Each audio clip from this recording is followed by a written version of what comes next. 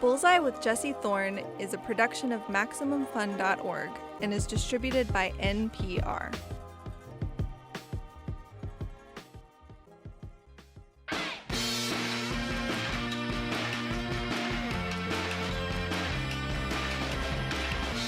It's Bullseye. I'm Jesse Thorn. Eddie Pepitone is our first guest this week, being interviewed by Julie Klausner, a terrific writer, performer, and podcaster.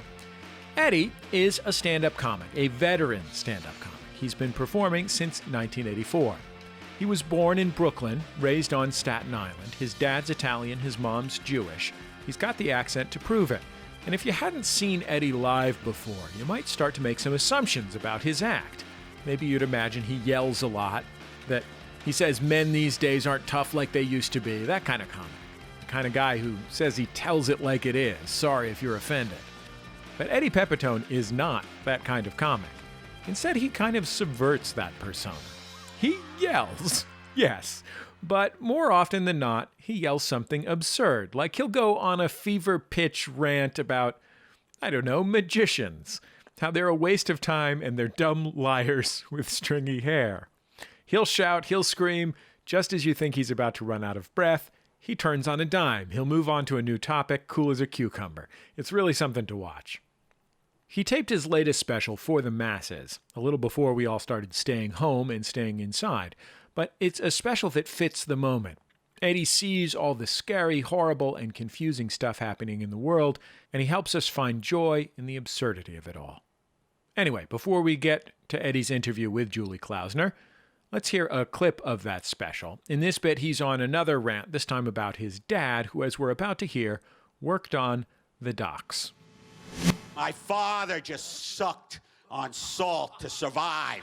At the docks, he slept at the docks. He didn't have flowers on his lattes.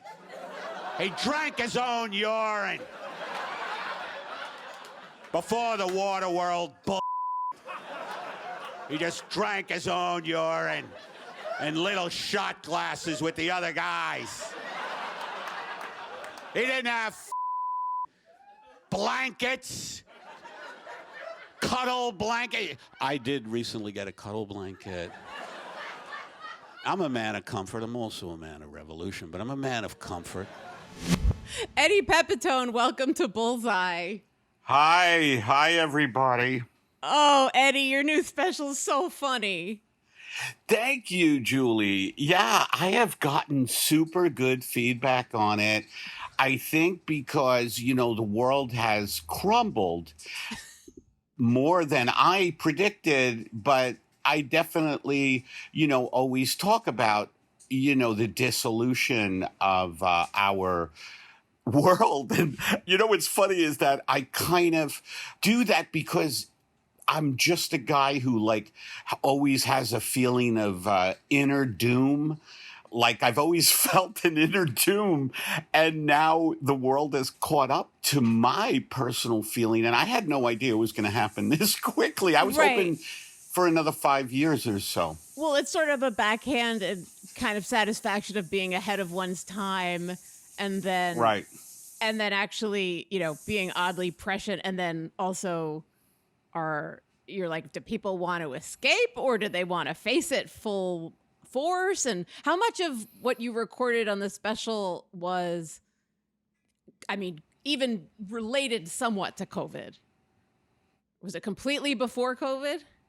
Oh, yeah. This was totally before COVID. And, I wish I addressed the environment deteriorating because that was obvious, but I didn't see a pandemic coming. I should have watched Contagion.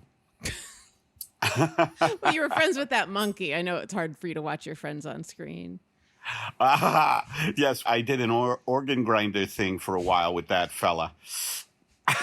So, Eddie, you're in LA right now, which is experiencing these horrible fires, and climate change has affected California. We were saying before we started recording, just worse every year. How do you, this is kind of a corny question, but is comedy your means of dealing with the fact that we live in a nightmare in a horror movie? And does it help?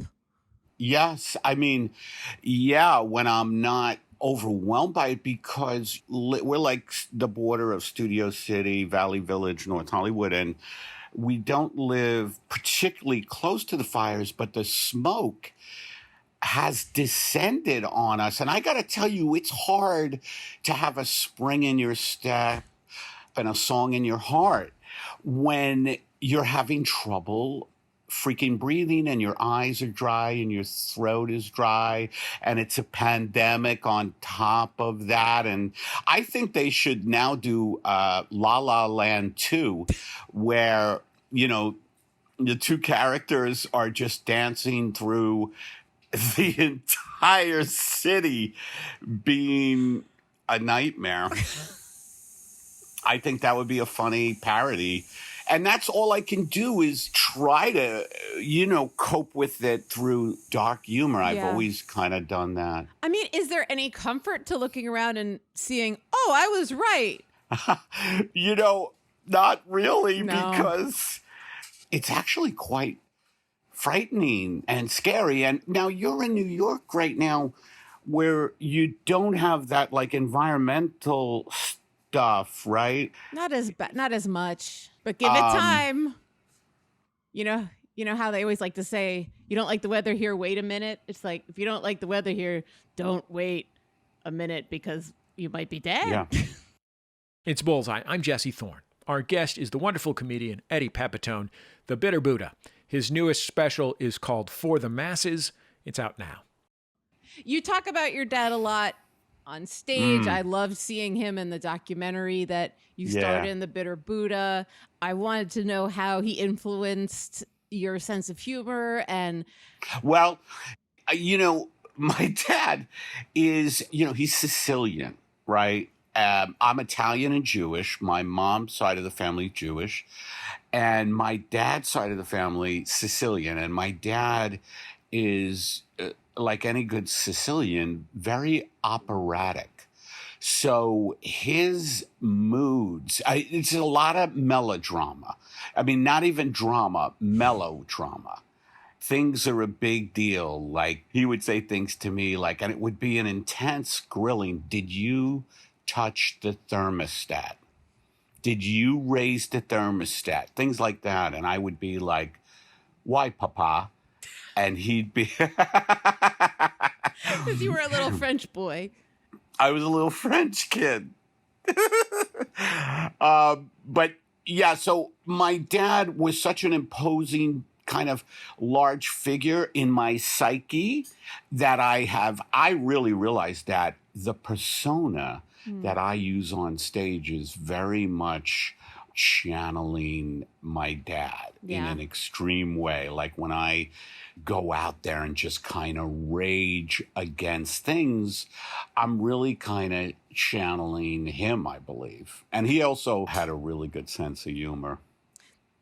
Does he love your comedy? When he sees you doing him, is he thinking, now that's funny? Yeah, he does. He does love my comedy. He has come around to that. So that's nice, you know. But that is nice. He didn't at first? Did you cuss too much? No, he didn't. You know, like any good dad, he didn't want me going into show business. Right. He, you know, he's basically a blue-collar guy. I mean, both my parents were high school teachers, and my dad was like a dean for a while in high school. He was a history teacher. And it was a typical thing where he wanted me to, you know, be like a doctor type of thing. And when I dropped out of Fordham University to study acting, he really didn't take it well. I can't imagine why. I mean, did he really work on the docks? No, no, that was, like I said, he was a teacher, but his brother, one of his brothers, was a contractor who was like an amazing carpenter. And so my dad worked with him a lot in the summers. Okay. And my dad loved doing all that stuff, like just blue collar labor. So I just extrapolated from that, and I used to have to work, and I say have to because I didn't want to, but I used to have to work with my uncle doing like home repair in the summers for a while. And I was so uninterested in that and not into it. Did you just want to be at home reading a book? I said, Papa, I just want to play with the other children. It's getting more Transylvanian. Yes. My accent work is not the best.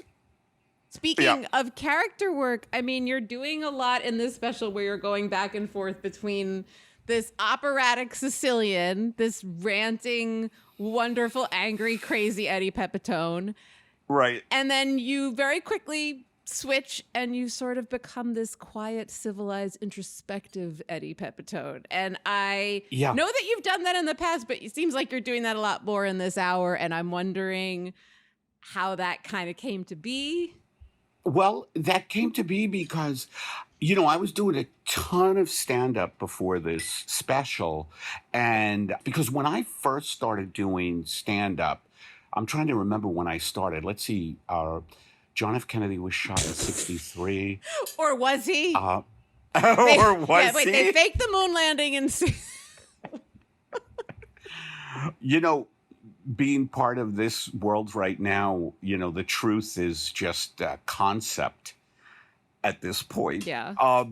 When I first started doing stand-up, I was up here vocally just like screaming for my life. Yeah. You know what I mean? Like I just was so up there, and that was very grating on audiences after a while. And I just calmed down enough and kind of going into my own skin and being comfortable in my own skin and realizing the comic potential of going high and then really taking it down low. Mm-hmm. And I just noticed the reaction.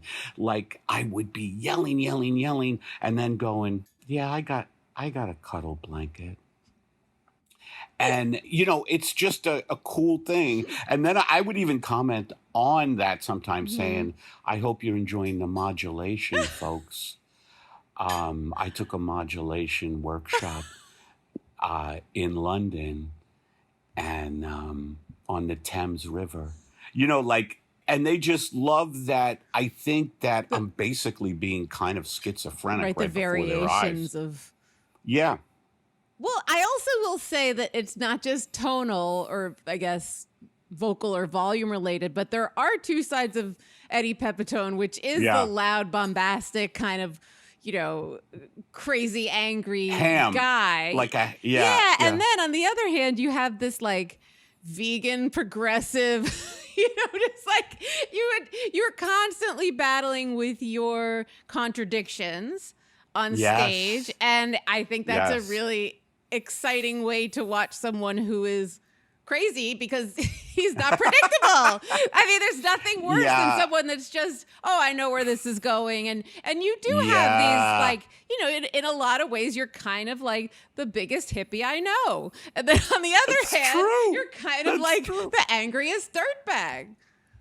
Yes. So how do you, I mean, it seems like you're very self-aware of that dichotomy. Yeah, I am. And the way I describe it is like, I am like this kind of primal blue collar guy who is trying to be a Buddhist, like going for enlightenment. And, it's a rough road because the Buddha, and not to drop names, but the Buddha, he talks about not being attached to things. And for someone like me, or just about anybody, it's so hard not to be attached to all the pleasures, all the fears in life, which, in Buddhism, you're supposed to just kind of give that up and lead what they call the middle path, which is not too high, not too low, just kind of right in the middle, letting things roll off your back. Oh, California's on fire. Let me go over here. Let me go over here and just make a nice salad. That just sort of leads me to the how can you be funny when you just know about all the sinister stuff that people try not to talk about when they talk about politics or even social change because it's just too dark. And how do I be funny? Right. Well, I think for me, it's realizing the contradictions in it. And I also have this real hatred for authority. I have a real hatred for the elites that are destroying everything right now. And I feel like, without sounding pretentious, I feel like it's my job as a comedian to go after the people, the system that is making a large segment of the population of the world miserable, Yeah. Being responsible for all that. So I want to talk about that. And to make it funny is just I tap into the fact that I rail against corporate culture, right? However, I'm a big sports fan, and that's a huge contradiction because sports is just as corporate as anything else, and sports is a commercial for the military. And I just make fun of my, it's crazy that I love these teams. I'm from New York, so I love the Rangers in hockey. I love the Giants in football, the Yankees, while the world is just yesterday, the Yankees won a big game and most of California is burning. And I was like, yes, the Yankees. Yes. And I think it's what you talked about it a little before about do people want to escape or face it? Yeah. And I think the answer is, they want to escape, because Right. they face it only when they really have to. How do you reconcile escapism with feeling like you should be informed, and how much of it is, well, if I'm any more informed, it's not going to help anything? Well, yeah, that's me. And I realize there's a big element of addiction, the way stuff is sold to us. And one thing I really realize is that I have gotten addicted to bad news. I just notice how they hook you in with and they say it very kind of matter of fact. Do you know, folks, that there's going to be incredible carnage? And it's subtle sometimes, but it's just all about division and crap. Do you watch old movies at night? I know you like Yes. Antique Roadshow. Is that true? Yes. Me and my wife watch Antiques Roadshow, and we love Agatha Christie. We love Poirot, like genteel murders You've become in the English a country. PBS couple. You're immersed in Yes. in gentle British wit. Gentle British wit and murder. Because, the murder that people are addicted to in America is brutal. And I don't know if I addressed it in a special. Yes. I did. I said, Yeah. when did murder become entertainment? Because people are listening to murder podcasts. Every other channel is a serial killer. And, I've been drawn to that too. Again, hypocrisy, because, I watched the Ted Bundy doc on Netflix, and it's this kind of... Do you think that that's appealing because we just have so much stuff that we need to cut through it all? Do you think that there's some, it could be worse to it?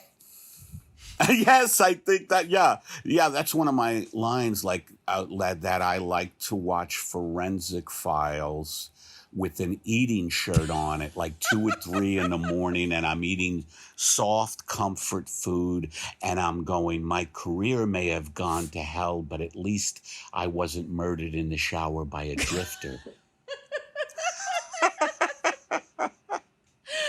You know what I mean? Like, it is that type of thing where you're like, wow, I thought I had a screwed up life, but at least I'm not a dentist, killing people in my basement.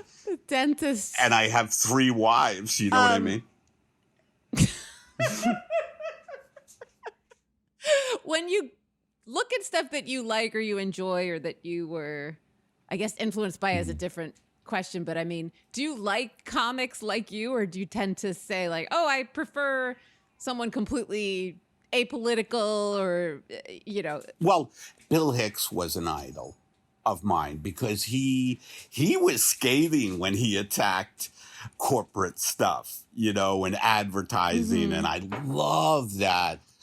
Carlin, big hero. But then again, I love anybody who's funny. Like me and my wife actually saw Bob Newhart not long ago. He's not very political. He's just a funny guy. Rickles. Oh. I love Don Rickles. So I love both. But you know what I don't love is when I think a comic is just kind of lowbrow and just talking about sex stuff and just going for the lowest common denominator thing, which I think is prevalent. And I want to see a comic make an effort to like say, something that is acknowledging that, I don't know, that we're getting freaking screwed over, Also, like, that's not to say that your stuff isn't filthy, because it is, and it's less about being offended by the content as much as I'm hearing you're just annoyed at the dishonesty, or just like, what's the context? What's the point? Right. Like, I even was joking that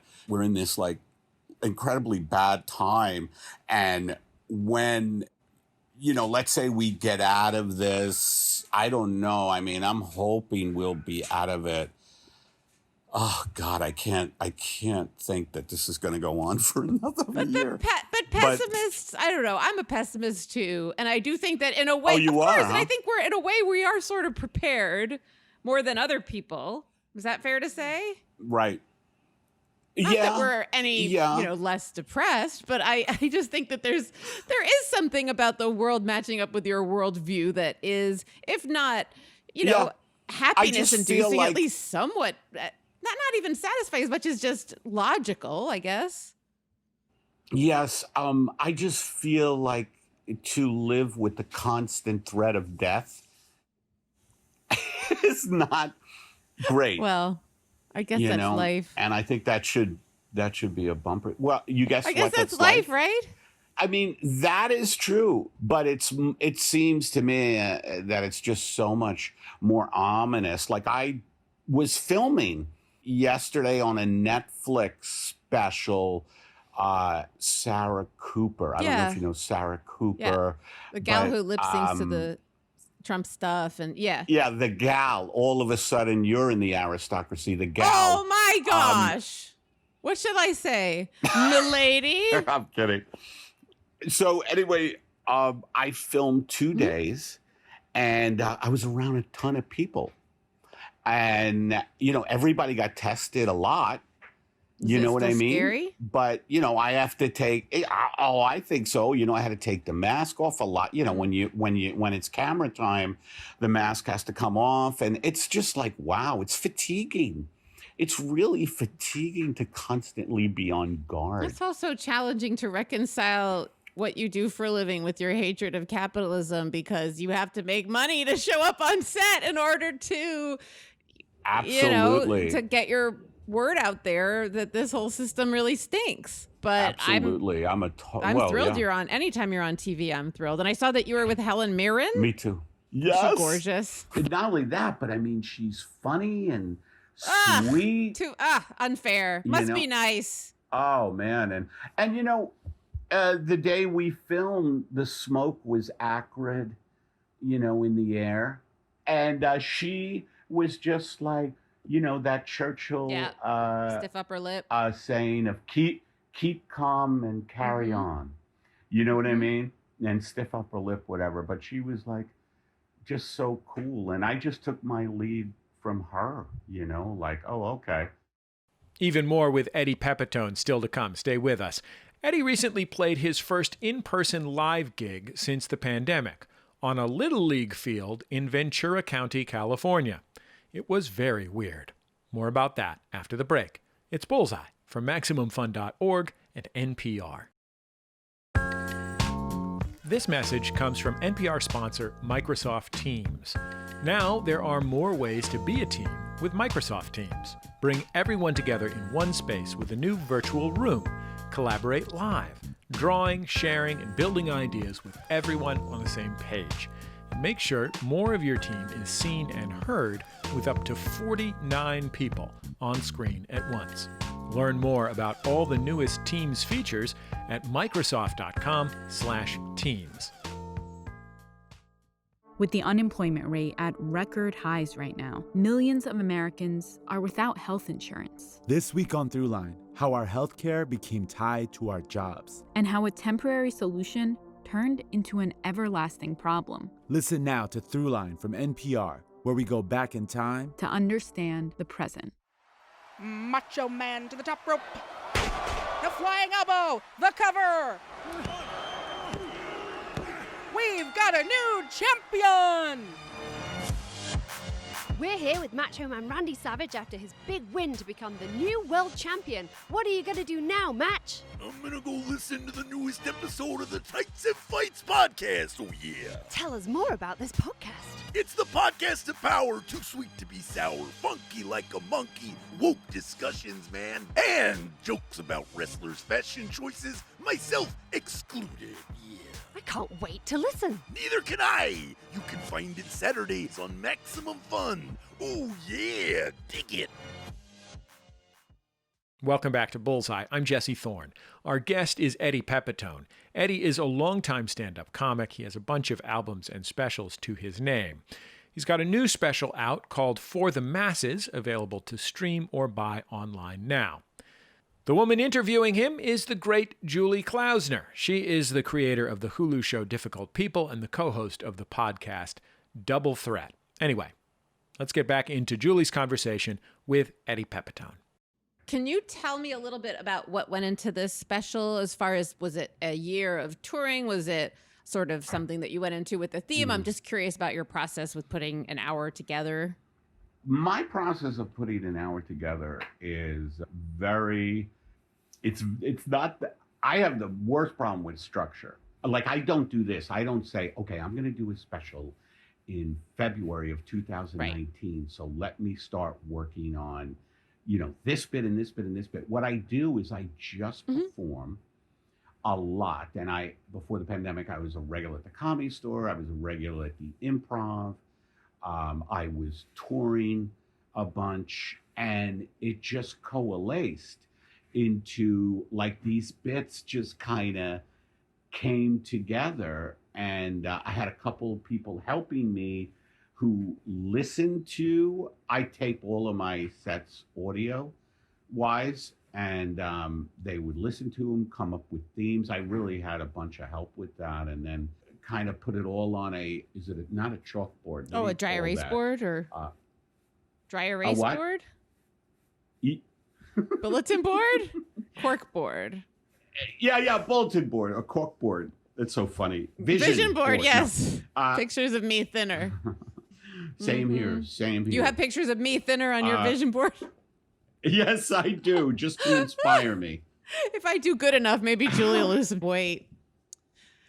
That must be really challenging that you haven't been able to perform in the last 6 months, and to be generating material exclusive of an audience must be really, really challenging. Yeah, but that really goes back to like, what are you going to do? I mean, I actually did do my first live show, which again was risky. I went and performed in Oxnard, which I love that name because it just like connotes, wow, you've sunk to a new level. And like, I went to perform in Oxnard in a Little League baseball field outdoors. I was, the guy who was running it was like, we're going to socially distance everybody.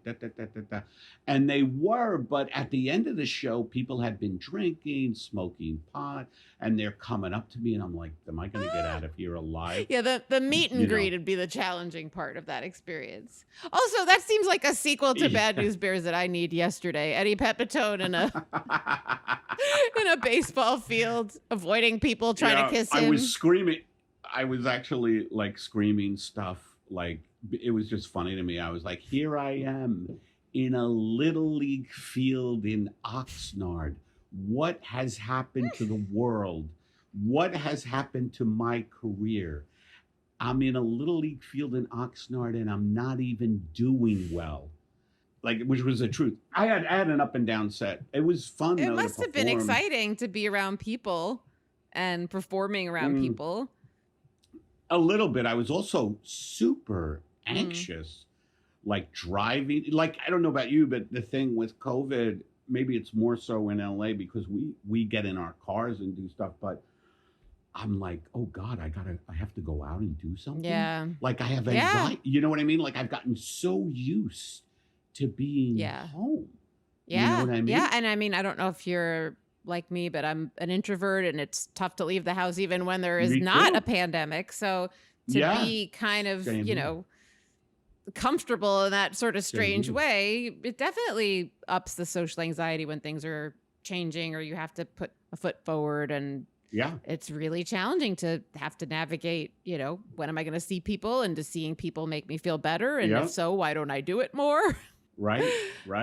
And I have been also doing a bunch of the Zoom shows, and it's weird, it's weird doing those, but I've started to just look at it as like another art form, like another way to do stuff. And I think the show I had the most fun on was it was a show where I was able to scroll through the audience and talk to the audience, like each of them in their apartments or wherever they were. And to do crowd work like that was hilarious. Oh, that's great. Like, you have a poster of, whatever their poster was on the wall. Why do you have a poster of Farrah Fawcett? How do you live it like is? that? That's very exciting. That's a brave new frontier in crowd work, is Zoom crowd work. So Eddie, tell me what else is on the horizon, and if you are collecting pandemic material for your next special, and what we can look forward to before the world ends. Let's see. I'm like everybody, and I don't know if everybody's like this, but I thought I was going to write a lot during this pandemic, but I don't know what it is about having too much time on your hand. It's weird. So I haven't written as much as but now I'm starting to, I am going to try to put together, a new hour. Well, shortly. I keep doing Zoom shows. Like I said, I'm trying to write a script with my wife, for a show about me, just kind of like what we were talking about, the blue collar guy trying to be enlightened in hell world times, gone of course. bad. Well, I have to say, whatever stars aligned to give us this special during this moment in time is a blessing, all things considered, because if you want to laugh and you don't necessarily want to escape completely, I think it is as you Buddhists say, a nice middle ground to enjoy time with a very funny person that came up with this stuff before COVID, but is still very, very relevant. Thank you. It's been so funny where people have been, like, when it came out and it was during COVID and people are like, are you happy now? Your Are you predictions happy came true. now? You're like, do you know how happiness works? Because I don't. But no, I'm not. Yeah, right. And they were like, Pepitone, this is great for you. This pandemic is great for you. Like, you probably caused it. Did you cause it? You're right. That's basically the implication. I believe that you did not. No, I don't think I did. I don't think it's in your capability, honestly. Really? I can't help but give you the business. Eddie Pepitone, the special's called For the Masses. You're one of the funniest people who's ever lived. And when you said Don Rickles, I was thinking that you're up there with Don Rickles, Rodney Dangerfield, people that I like to say even dogs would know are funny. And you are absolutely in that category, my friend. Eddie Pepitone, thank you so much for coming on Bullseye. Hey, thank you for having me. This was fun. Eddie Pepitone, everyone. His new special, For the Masses, is typically great. You can stream it on Amazon Prime. You can also rent or buy it on pretty much any other platform, and you should definitely watch it. Eddie is one of the best in the business and a wonderful man. Thank you again to Julie Klausner for conducting that interview with Eddie. Julie is the creator and star of the TV show Difficult People, a wonderful sitcom that you can watch on Hulu. She's also the host of the comedy podcast Double Threat, along with my friend Tom Sharpling. They are both brilliantly funny, and the show is fantastically funny. That's the end of another episode of Bullseye. Bullseye is produced out of the homes of me and the staff of Maximum Fun in and around greater Los Angeles, California, where my 9-year-old daughter has decided to start freezing plastic spiders into ice cubes. Got to remember the reason for the season. Our producer is Kevin Ferguson. Jesus Ambrosio and Jordan Cowling are our associate producers. We get help from Casey O'Brien. Our interstitial music is by Dan Wally, also known as DJ W. Our theme song is by The Go Team. Thanks to that wonderful band and their label, Memphis Industries, for letting us use their music on our show. You can also keep up with the show on Facebook, Twitter, and YouTube. Just search for Bullseye with Jesse Thorn, and I think that's it. Just remember, all great radio hosts have a signature sign-off. Bullseye with Jesse Thorn is a production of MaximumFun.org and is distributed by NPR.